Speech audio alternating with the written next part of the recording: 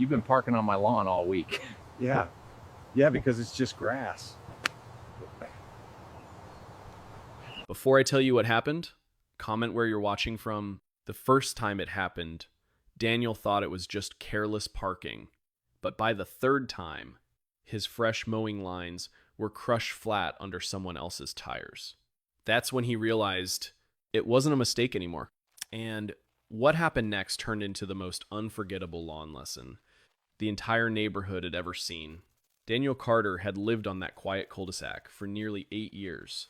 His lawn wasn't just grass, it was discipline. Clean edges, straight mowing lines, even cuts that made the entire property look sharp, controlled, respected. Simple, peaceful, consistent. At least, it used to be. One Saturday afternoon, Daniel finished a full mow. Slow, perfect passes across the yard. Crisp green stripes stretched from the sidewalk to the driveway. He stepped back for a second, that feeling when everything just looks right. Then he heard it. Tires rolling onto his lawn. He turned and froze.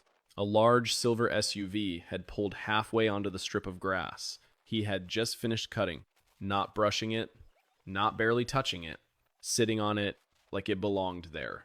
The tires pressed deep into the fresh lines, flattening everything he had just created. Daniel walked over calmly, still holding his gloves. "Hey, would you mind pulling off the grass? I just finished cutting it."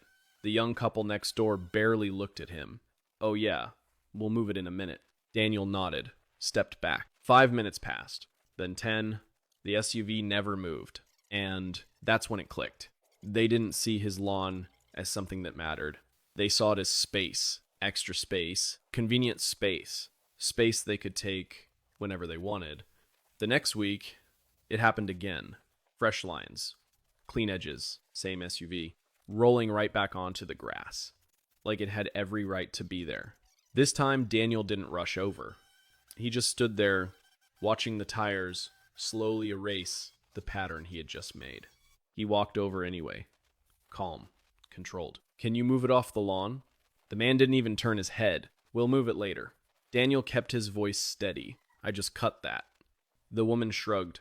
"It's just grass." That sentence stayed with him. Just grass. But those just grass moments had now happened 4 times. 4 times his work was erased. Like it meant nothing. Daniel didn't argue, didn't raise his voice. That night, he stood at the edge of his lawn, staring at the tire marks cutting through his perfect line.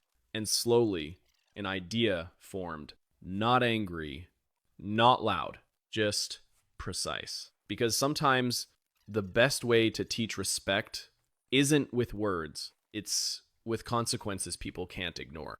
2 days later, the silver SUV came back. Same spot, same habit. This time, Daniel didn't say a word.